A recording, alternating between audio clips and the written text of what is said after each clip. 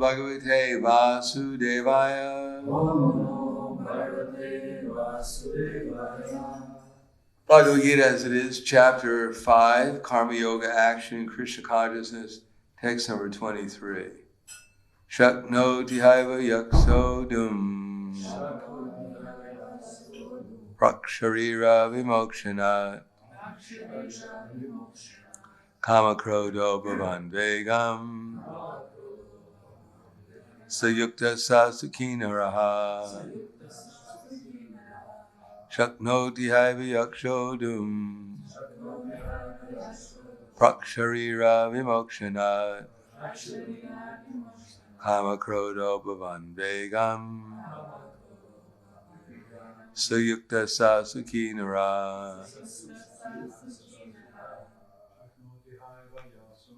Shaknoti haiva yakshodum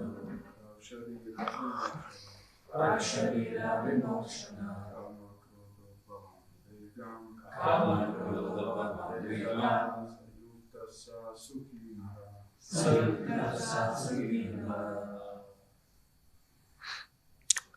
Jenske.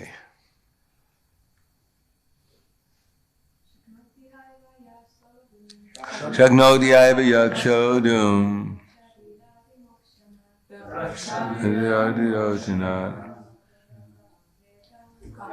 Kodo vegan Sukta sasukinara. Shaknoti is able. Eva, Iha Eva, in the present body. Ya, one who, so doomed to tolerate. Prak, before. Sharira, the body. Vimokshanat, giving up. Kama, desire. Kroda, and anger. Udbhavam, generated from. Vegam, urges. Sa, he. Yukta, in trance. Sa, he. Sukhi, happy. Naraha, human being. Before giving up this present body, if one is able to tolerate the urges of the material senses and check the force of desire and anger, he is well situated and is happy in this world. Purport. If one wants to make steady progress on the path of self-realization, he must try to control the forces of the material senses. There are forces of talk, forces of anger, forces of mind, forces of the stomach, forces of the genitals, and forces of the tongue. One is able to control the forces of all these different senses in the mind is called Goswami or a Swami. Such Goswamis live strictly controlled lives and forgo altogether the forces of the senses. Material desires, when unsatiated, generate anger, and thus the mind, eyes, and chest become agitated. Therefore, one must practice to control them before one gives up this material body. One who can do this is understood to be self-realized and is thus happy in the state of self-realization. It is the duty of the transcendentalist to try strenuously to control desire and anger. Shaknoti aiva yaksho sodum praksharira vimokshanat kama kroda bhavan vegam syukta sasakinara. Before giving up this present body, one is able to tolerate the urges of the material senses and check the force of desire and anger. He is well situated and is happy in this world. Namo Vishnu Vidaya Krishna Prasthaya Bhutale Srimate Bhaktivedanta Swami Namane Namaste Saraswatam Deve Gauravani Pacharne Nirvishesha Shunyavadi Paskadyade Siddharne. This idea of controlling anything is sometimes hard to understand, since we're not supposed to be controlling anything. If Krishna is controlling everything, then what does that leave us? So what is our control? That's already been gone over early in the chapter. Nadate kasichit papam, na papam sukritim vibhu, agyanena vritam gyana, tena mulyanti jantava. Nor is the Supreme Lord assuming anyone sinful or their pious activities. That the embodied beings, however, are bewildered because of the ignorance which covers their real knowledge. And the Purport Prabhupada writes that desire is a subtle form of conditioning for the living entities. So although the conditioned soul is thinking that these are my desires to be fulfilled, but actually they're desires that are arising from our conditioned nature, from being in ignorance since time immemorial, avidya. We're accepting the accumulation of papam, sinful desires that are stored within our heart. And when they arise, then the tendency is, if we don't have something better to do, then we desire to fulfill those desires. Does anyone know that verse? We shouldn't desire to fulfill desires.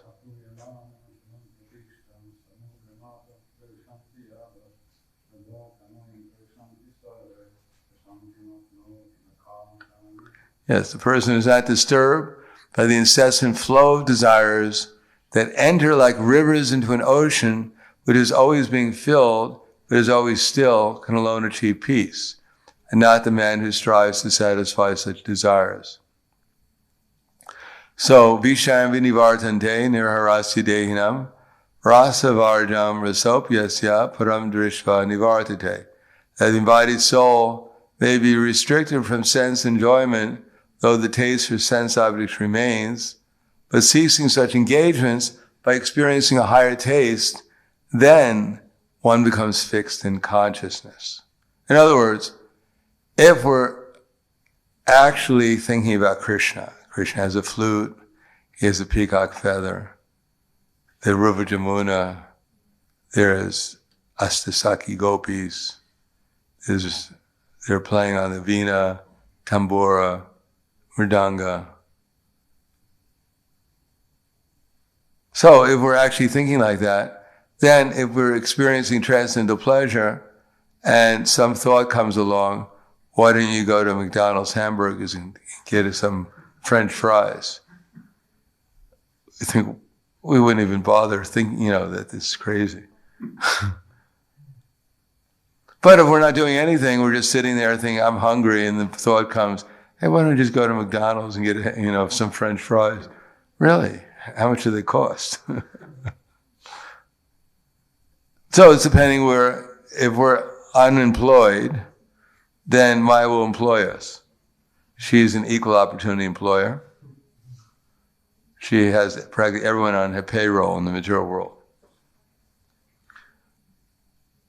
So the question is whether we're engaged in Krishna consciousness or not.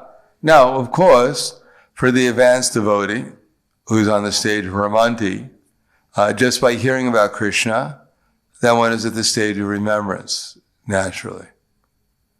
When Murari Gupta, who's a physician, was attending to the Muslim king, so one of the servants came with a big peacock fan, and he started to fan the king while Murari Gupta was speaking to the king about some Ayurvedic remedy. And as soon as Murari Gupta saw the peacock fan, he remembered Krishna, and in ecstasy he fell off the dais of the king. Because as soon as he saw the peacock fan, he immediately remembered Krishna with the peacock and everything else. As soon as he remembered Krishna, he remembered his activities, etc. And he was completely absorbed in ecstasy. So he one of the Sattvika Bhavas is he fainted. Now the king came off the dais and he thought maybe the physician was hurt and said, what's wrong? He said, well, I have this disease called epilepsy and sometimes it attacks me and I faint. But the king was actually quite intelligent. He understood that actually Murari Gupta is a very advanced devotee.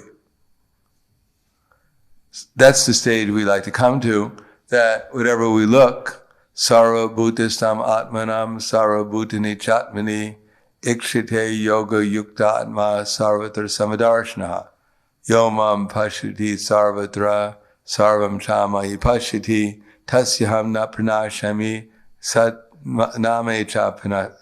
Start off. Yomam pashyati sarvatra sarvam chamayi pashyati tasyaham na pranashami sat chame na pranashyati. That one, a true yogi observes me in all beings and also sees every being in me. Indeed, the self-realized soul sees me, the same Supreme Lord, everywhere. And for one who sees me everywhere and sees everything in me, I am never lost to him, nor is he ever lost to me. If we're always in contact with Krishna, then we're always in ecstasy. And if we're in ecstasy, the insignificant, or as it said in one verse, tuchavat, the insignificant desires or opportunities in the material world for sense gratification seem tuchavat, seem insignificant. Tyaktva dharma chanam, and that sounds right. That prayer is the Sixth Goswami. Tyaktva tornamasheshamandalapati shranim sada tuchavat Utvadina Guneshako Karunayam Gopi Baba Rasamrita Dilahari Kalola Mogna Mohur Tyaktvatornam Ashesha Mandalapati. So in the Krishna book, Prabhupada writes that as in the prayers of Srinivasacharya, the Sixth Goswami, he mentions that they gave up their material, the opulent government, their government services and material opulent life, and went to Vrindavan where they lived like ordinary mendicants, begging from door to door. But they were so much enriched with the gopis' feelings of separation that they enjoyed transcendental pleasure at every moment. Similarly, when Lord Chaitanya was at Jagannath Puri, in the role of Srimati Radharani, he was experiencing separation from Krishna. That those who are in the Madhva Gaudiya Sampradaya should always feel the separation of Krishna. Worship his transcendental form, discuss his transcendental teachings, his entourage, his activities. The spiritual masters are enriched the devotees to the highest devotional perfection. Feeling constant separation from Krishna while engaged in devotional service is the perfection of Krishna consciousness. So, of course, for us, this idea of feeling separation from Krishna, probably the only thing we feel separation from is prasadam. And sometimes we feel separation from our bed when we're tired. The thing we're most attached to is usually our bed. In the morning, we're hard to get out of it. That's called deep attachment. But there's such a thing when we actually experience some happiness, some love for Krishna, remembering Krishna, then we'll feel some some separation. Anything that will give us happiness, when we don't have it, then we feel separation from it.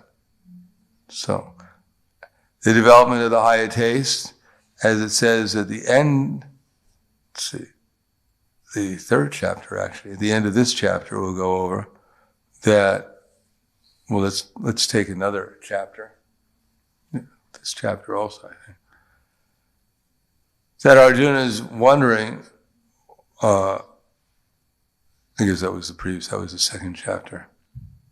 He's wondering, ta keno prayukto yam papam charati purusha anicca napivarshneya baladi vinyojita. What is the force that impels us not to do what we're supposed to do? In other words, for someone who knows what they're actually supposed to do, which most people don't know, So they don't know they're not doing what they're not supposed to do because they don't know what to do anyhow. So for them, everything is wrong. They think, Chintyam aparayam cha pralayantam upashitya kama papoga paramam etavam iti nishita. That the whole idea is to gratify your senses unto the end of life. That's the whole purpose, I think, of life. The only reason why you work is so you can get the money so you can party. Otherwise, there's no sense of working. So the whole idea is get money and then spend it for sense gratification.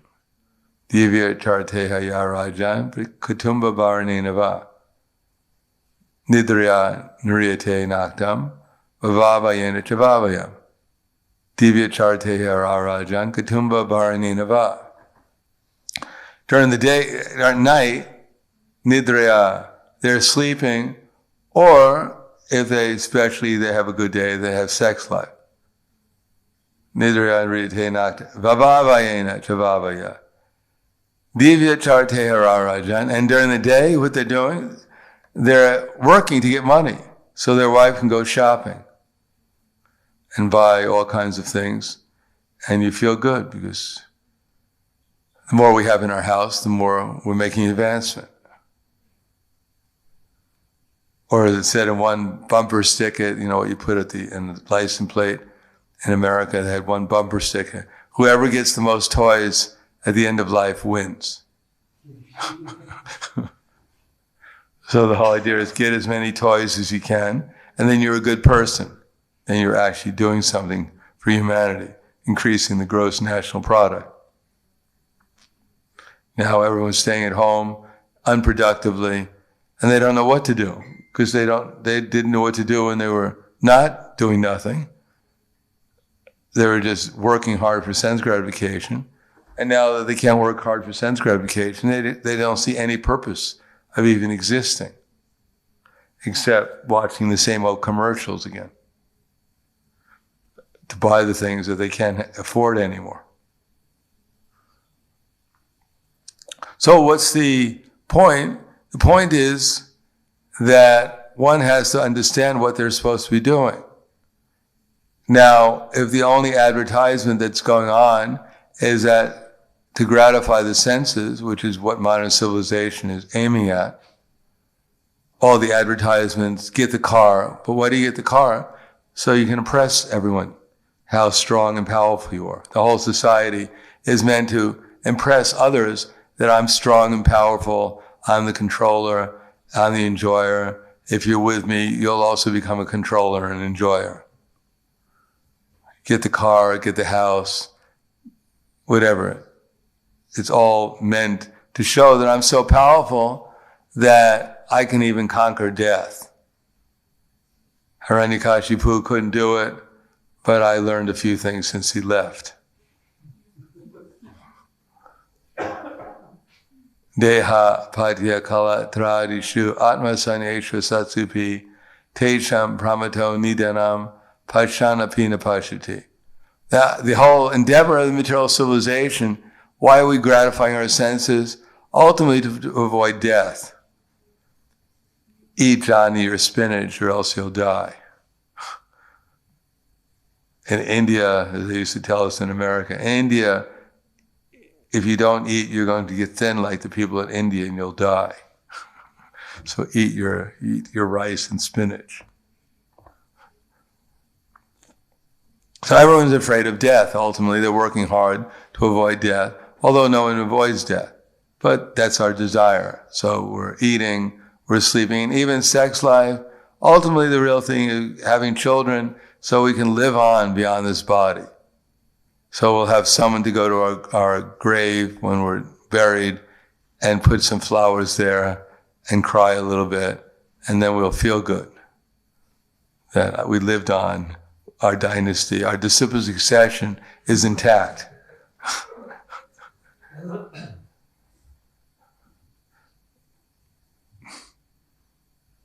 So this is the consciousness to avoid death, but no one avoids death. Therefore, what is the alternative? Tasmat sarvata bharat Tasma Bharata Sarvatma.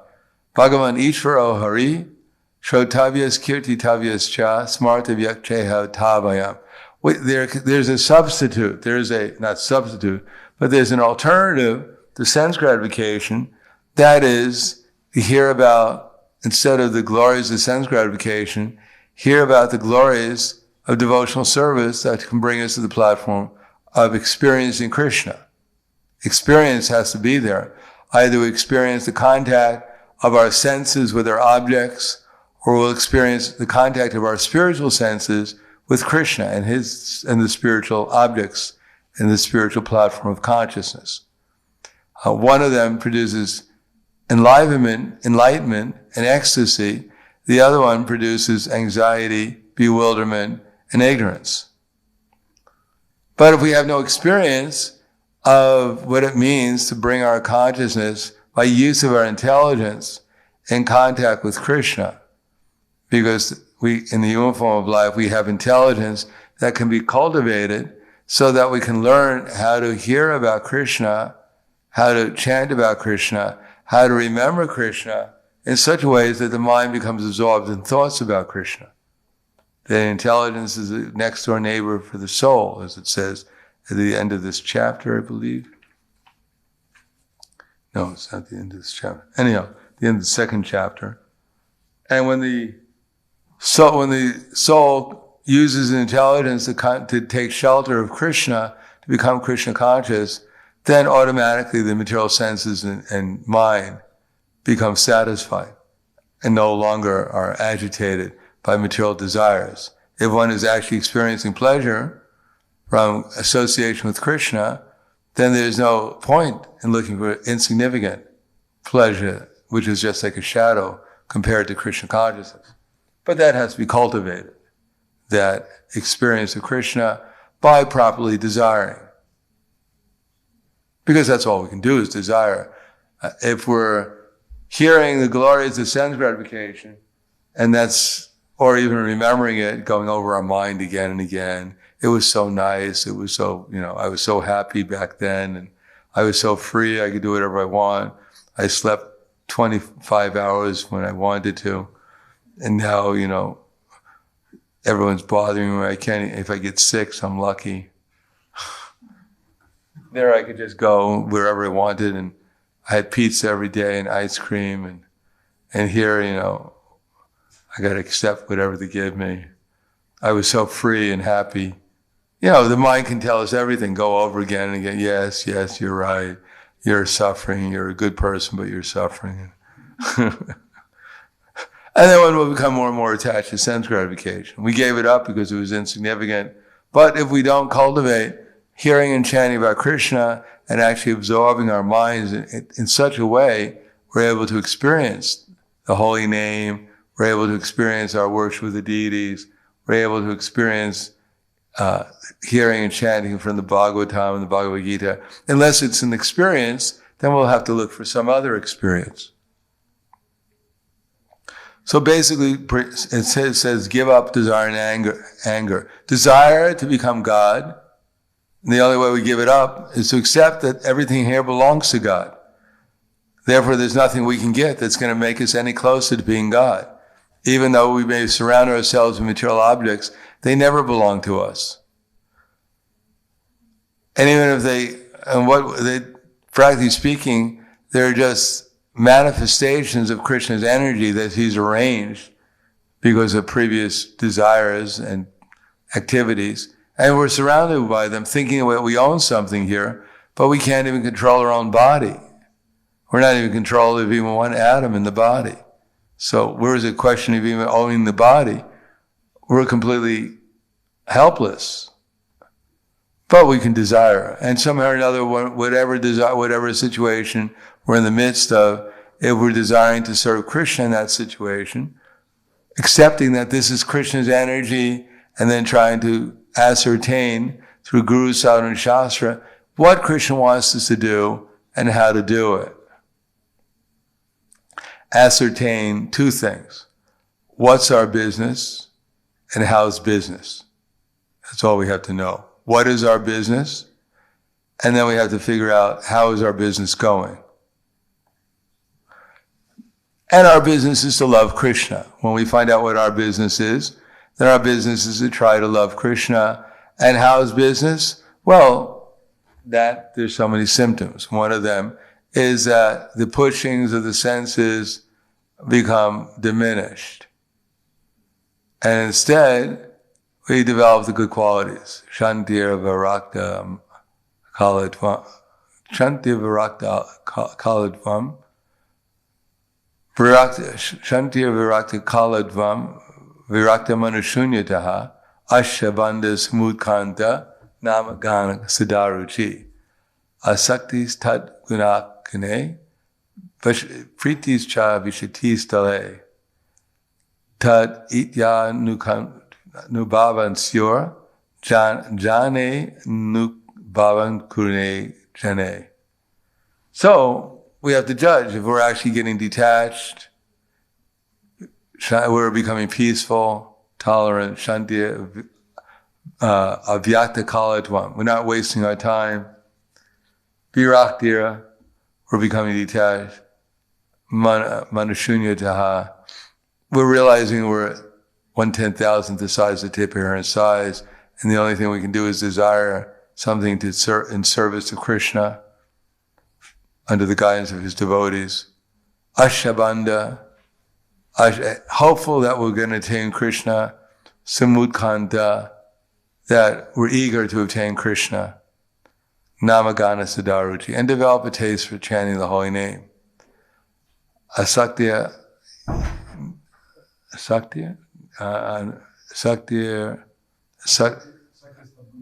guna, an attachment to hearing the qualities of Krishna. Pritis tats vishate sale, an attraction for living in a holy place. So these are things we have to try to develop. And we develop them by coming to the temple and trying to pay attention, try to understand where we are.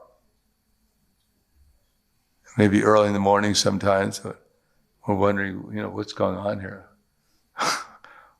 Who are those people on the altar? How did I get here? It was so nice before. I was dreaming I was God. Now where am I? So we have to become conscious, wake up a little bit, see where we are, see what we're supposed to do, and then see how we're doing. And then try to improve a little bit. Pray to Krishna for the intelligence of how to improve. Because it's by our intelligence, if Krishna gives us intelligence, everything becomes easier. And unless we ask for the intelligence, unless we do something to get the intelligence, everything is very, very difficult. Without intelligence, we can't do anything. And the worst thing is to think we actually have intelligence already. Prabhupada said that one person's asking another, are you intelligent? And the man he asked is checking his pocket to see if there's any money. The idea is if there's money in his pocket, he must be intelligent. No, but we have to pray to Krishna. Please give me intelligence. Hare Krishna. Please give me spiritual intelligence so that I can actually make some spiritual progress. I can actually experience you and Srimati Radharani when I'm chanting the holy name. It's not just, some kind of machine chanting and I'm somewhere floating in the background. When my machine finishes the daily routine of chanting the 16 rounds, then I come back and find out what happened. See if everything's all right. No, we have to pray for the intelligence, such intelligence that when we chant Hare Krishna, we can actually feel Krishna's presence. We can actually remember Krishna and progressively go through the process, remembering Krishna's forms, his qualities, his associates, their pastimes, and actually see externally outside Krishna and his associates, see this world as part of Krishna's pastimes, see the Sankirtan movement as Krishna's rasa dance in Kali Yuga, and inside remember Krishna. And that way, desire and anger will actually be controlled because they won't appear. Or if they do appear, we won't take them seriously, and desire to fulfill those desires. They're very strong, and they say, you can't refuse me. And we say, well, I don't want to refuse, I'm not going to refuse you. As soon as you start arguing with material desire, then it gets stronger. Oh yeah? And arguing with material desire is just a waste of time. Oh no, Maya, don't come and attack me. No, please don't come. Yes, I'm going to come and attack you. Boo, no, please don't. Boo, boo, oh. So as soon as we become under the control, become disturbed by Maya, the Maya says, oh yes, I got you. Boo, boo, boo, no! Stop, I'll do anything. Yes, anything. But if Maya goes boo, and you go, oh, come on.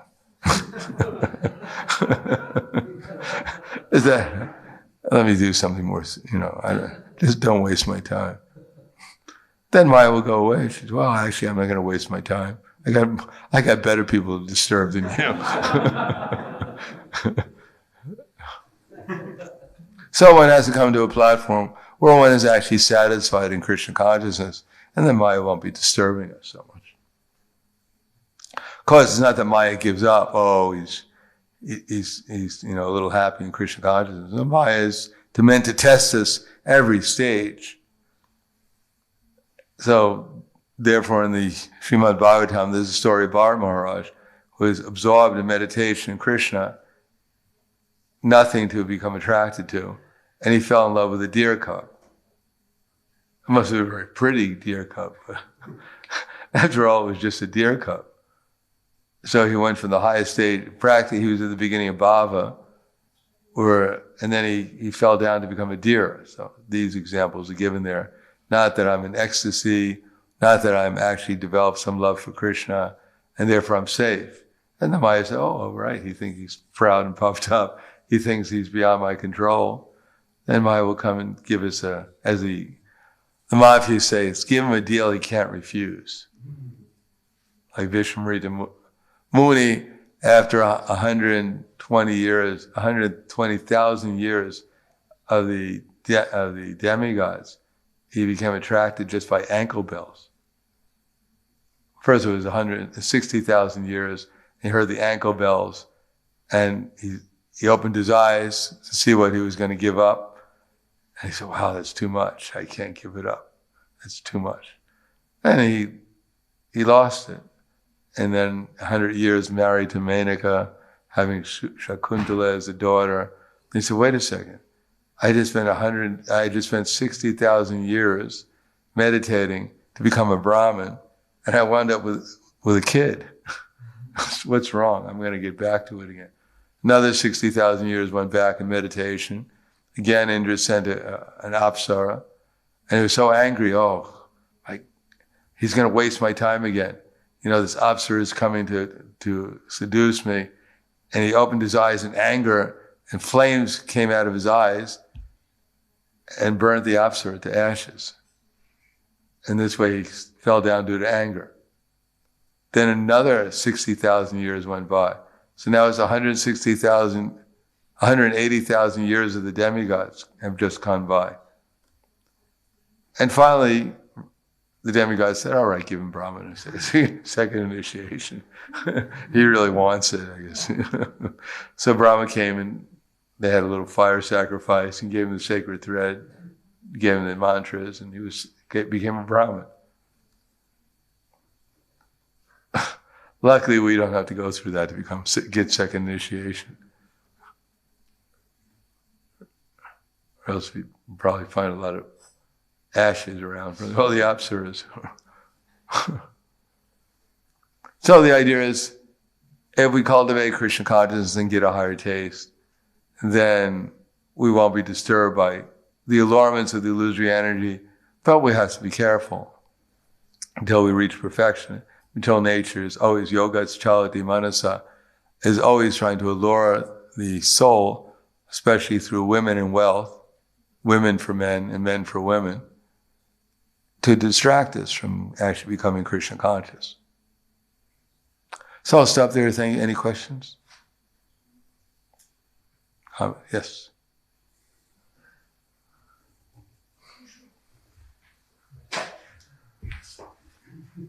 Surprise, someone.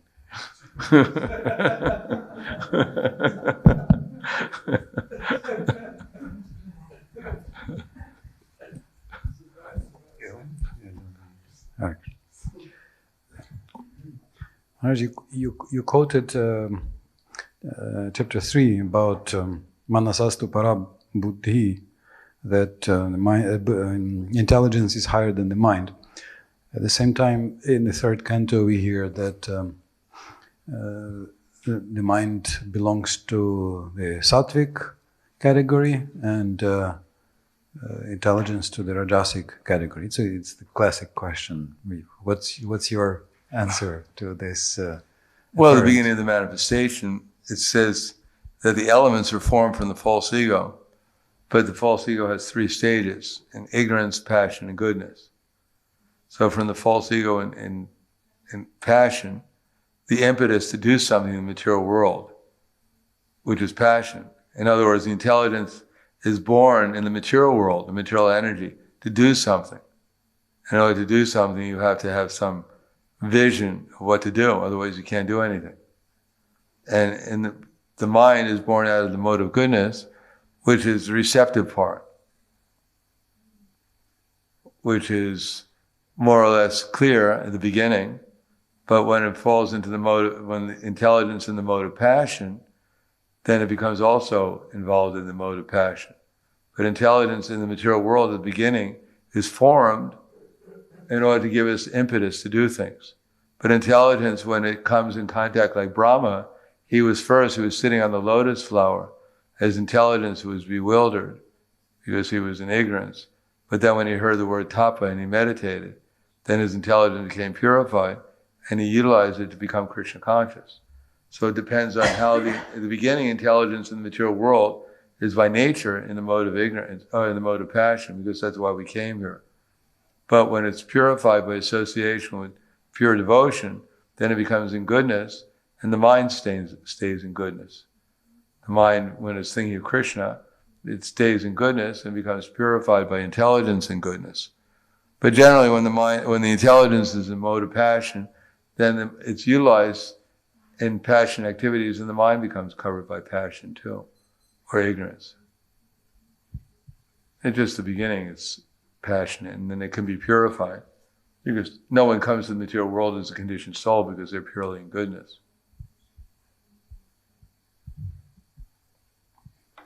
Is that right? Thank you. Anything else? Yes.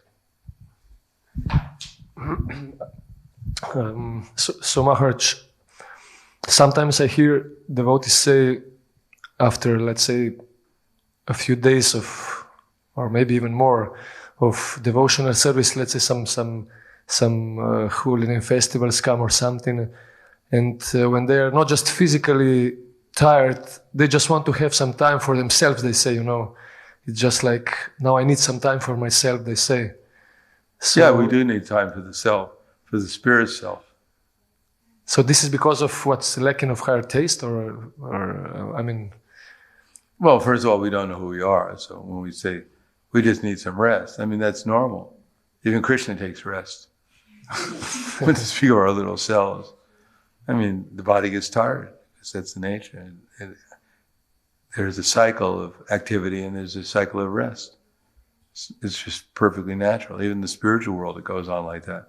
It's not that Krishna is doing his spiritual activities. I mean, practically, of course, we can say 24 hours a day, but that doesn't mean anything in the spiritual world. But Krishna has some time, little time, in the morning when he gets up, and after he's with Srimati Radharani and the gopis at night, he goes back and takes a little bit of rest before Mother Jasoda comes and wakes him, and he doesn't want to wake up. Mother Jasoda is thinking, well, what's wrong with him, He's been sleeping all night and he still can't get up. He's usually not so lazy. She doesn't realize it's been 5 minutes since he went to bed. So Krishna gets a little bit of rest, but he's pretty busy. But he has a spiritual body. We have a material one. So We're not on the same level. So, Krishna says in Bhagavad Gita, Yuktahara viharasya, swapno, what's Yuktahara viharasya, Yukta sakaramasu, Yukta swad bodhasya, yoga bhavati dukkha. Nat nashnatasti yogosti, nat chainkantam nashnata, nachaiti swapna yogasya, jagato naivacharjana. The yogi doesn't eat too much or eat too little, sleep too much or sleep too little, but who's temperate in his habits of eating, sleeping, work, and recreation can mitigate the material pains by practice of the yoga system. So just regulation. The problem is, if we don't have a clear, if we have too many festivals and the only regulation we have is irregulation, then that's not so good. If we're doing too much and the only regulated thing we have going is irregulation, then we won't last very long. As they say, we get burnt out. The body can't take it, the mind can't take it. Anything else?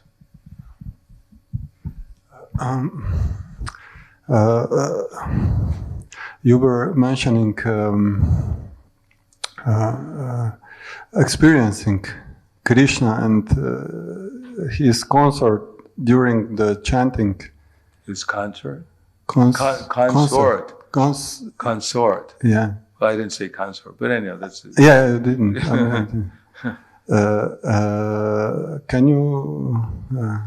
Can you share something more on this? Yeah, we just have to listen. Okay. But listening is not so easy, because in other words, as soon as we chant 3 mantras and we haven't thought of something, we start thinking, what went wrong? Something's wrong, I'm missing something here. I said, yeah, that's right, you forgot me, oh, I'm sorry. How to avoid it? Practice. I mean, we are afraid. You hear mantra, where's my mind? Yeah, right. So we have to chant. The most effective thing is to chant sincerely.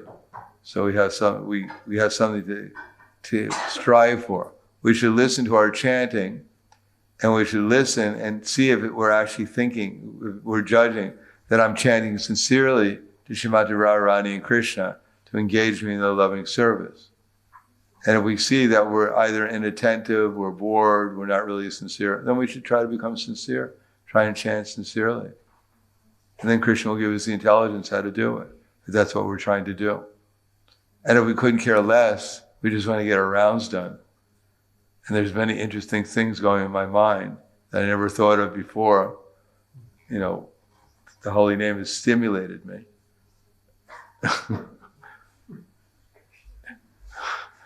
Then we'll be wasting our time. We won't pray to Krishna, we won't make any spiritual progress because we have no desire to. So we should be a little concerned whether or not I'm actually chanting attentively, I'm chanting sincerely, I'm chanting like a child calling for its mother or not. We should listen to ourselves and then try to change our chanting, how we're chanting, so that we can listen and we actually hear ourselves sincerely chanting for Krishna. And if we're doing that, then the most likely thing is that we'll start remembering Krishna spontaneously.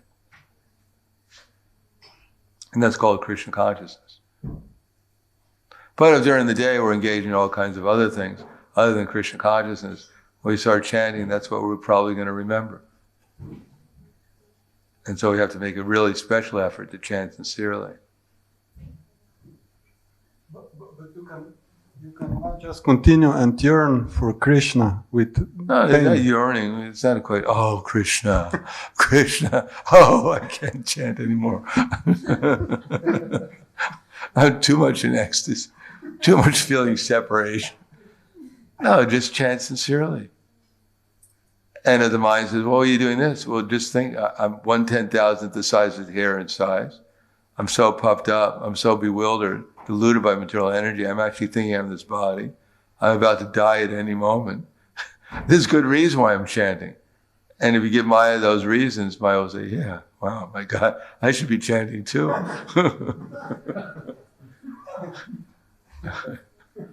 So we have to have enough intelligence why we're doing it, and then we won't become distracted. And it's not something we made up, it's reality. That's what reality is. Maya is just giving us some fairy tale. This is reality.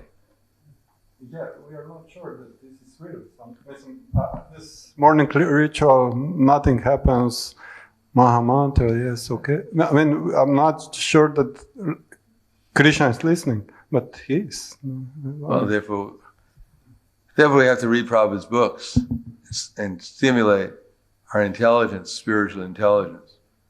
And then something may enter, some understanding may enter if we read in the right way with the right attitude.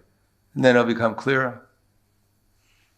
Or as Prabhupada writes, that when one passes the test of the spiritual master, then he automatically blesses the disciple with genuine spiritual understanding.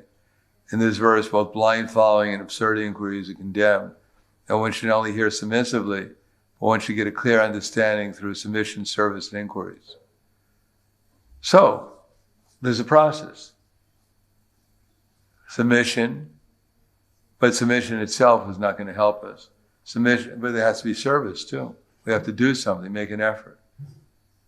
So if the student is always submissive and is ready to render service, then if we're actually inquisitive what this is all about, we may not know what it's all about, but if we want to find out what it's all about, then the reciprocation of inquiries and knowledge becomes perfect. Then Krishna will reveal these things to us. If we're bewildered, we don't know, then we have to find out. It may be real, it may not be real, but there's a process of finding out. And if we actually sincerely take to the process and Krishna doesn't reciprocate, then we're very unfortunate. But if we sincerely take to the process and Krishna reciprocates, then we'll realize it's the validity of what we're doing. If Krishna is actually God and he's on the altar, he can reveal himself if we want him to. If we think, oh, please don't reveal yourself to me, you'll spoil my material life. I got so many things planned out. Please don't do it, Krishna. No, don't do it. I told you not to do it. He won't do it. He's not going to spoil our material life if we don't want him to.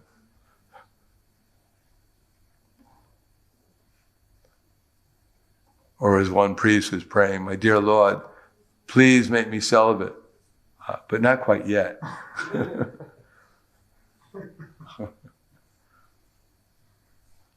Yes. I have just a question about our goal. It's our goal to see Krishna or just to be involved in the service to Krishna? No, we want to remember Krishna. We're not impersonalists. Oh, I've seen Brahman. I don't want anything else. I don't want to remember Krishna. Just Brahman is perfect. Oh, I can't even remember Brahman. Oh, there's so many nice things here in the material world. Who needs Krishna? Because Krishna, his form is remembering Krishna's form is perfection in devotion. We want to remember it always. The perfection, according to Bhagavad Gita 7:28, is that one falls in love with Krishna. First of all, one is in trance. One goes through the stage of acting religiously. Then one acts piously. Then one conquers sinful reactions, accepts actual devotional service, and rises to the platform of understanding Krishna in truth. And then one meditates in trance upon Krishna out of love. So we want to meditate in trance.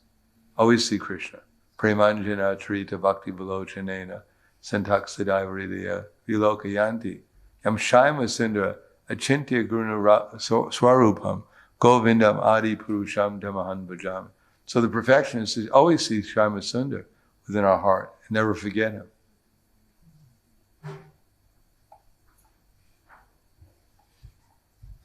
Hare Krishna. Thank you very much. Grandra Srimad Bhagavad Gita ki jai. Srila Prabhupada ki jai. Gaur Premanande.